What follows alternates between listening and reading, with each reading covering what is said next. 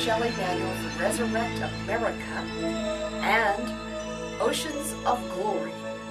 We are going to be hosting a winter Bible camp meeting, Oceans of Glory, and we're believing for a tsunami of God's presence to touch New England.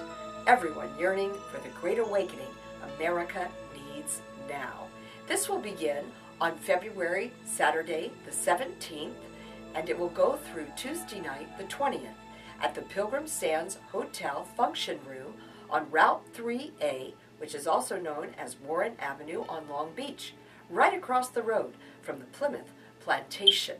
You can get more details at oceansofglory.org.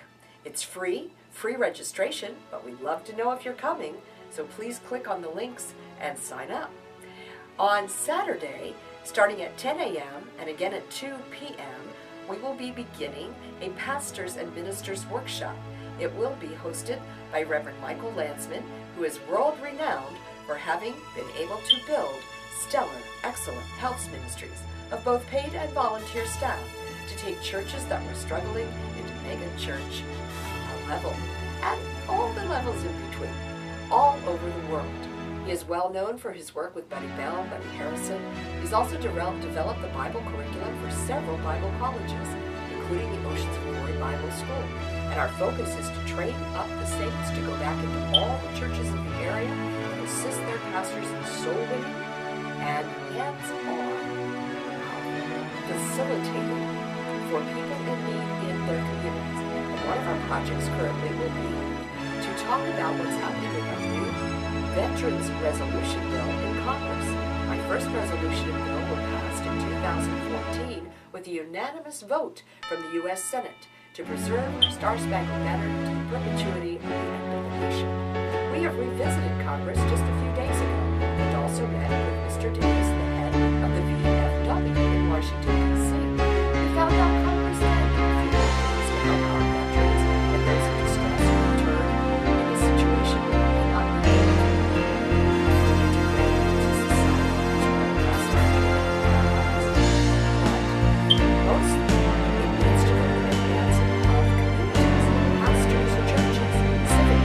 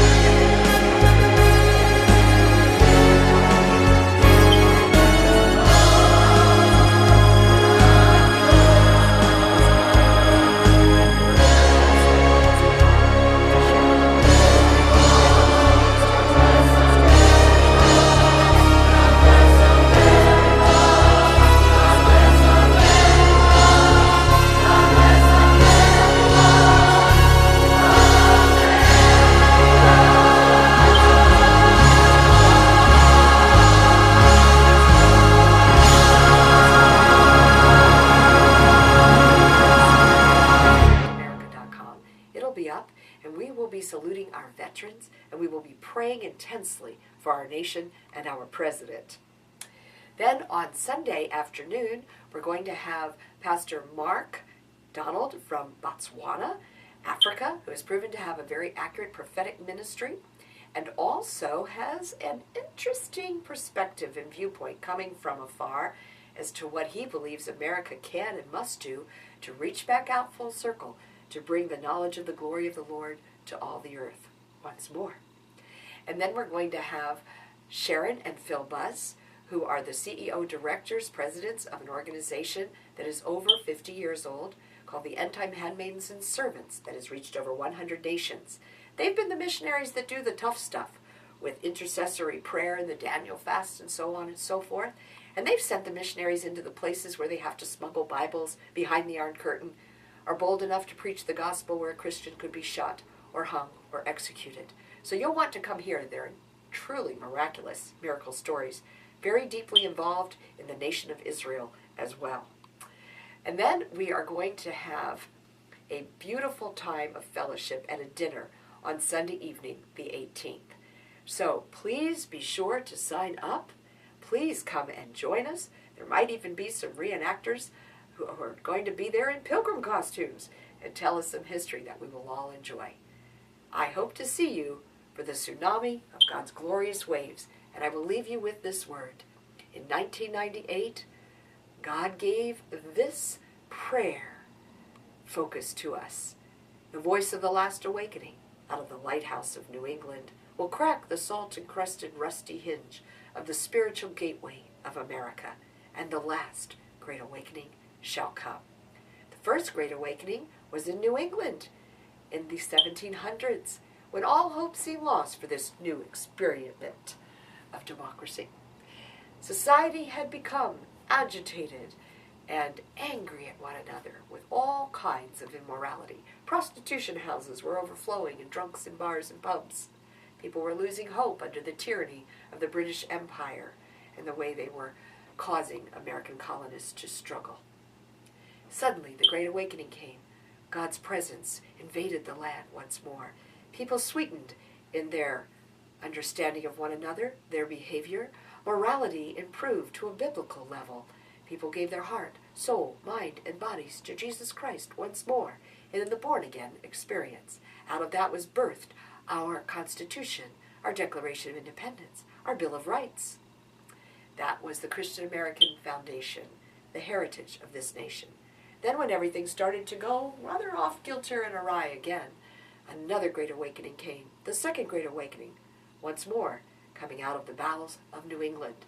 That many call the Azusa Street Revival of the early 1900s the Third Great Awakening, for it was spawned and birthed in the heart of a Bible school professor president from Kansas named Charles Parham, who heard about the wonderful intercessory prayer meetings, missionary journeys, healing and salvation meetings in Massachusetts, Connecticut, and Maine. He came here and caught the sparks, took it back to his Bible school in Kansas, in Topeka. It went to the heart and the mind of a one-eyed black American preacher named William Seymour, who took it out to Azusa Street, and it went all around the world, right at the time that the great wars of the First World War and the Second World War, Korea, were breaking loose. So it's time for the fourth and final Great Awakening, and many are expecting it to begin in New England. O Lord, send your tsunamis of grace, your presence and power. We hope you will be there to receive it, catch it, and spread it at www.oceansofglory.org. See you there.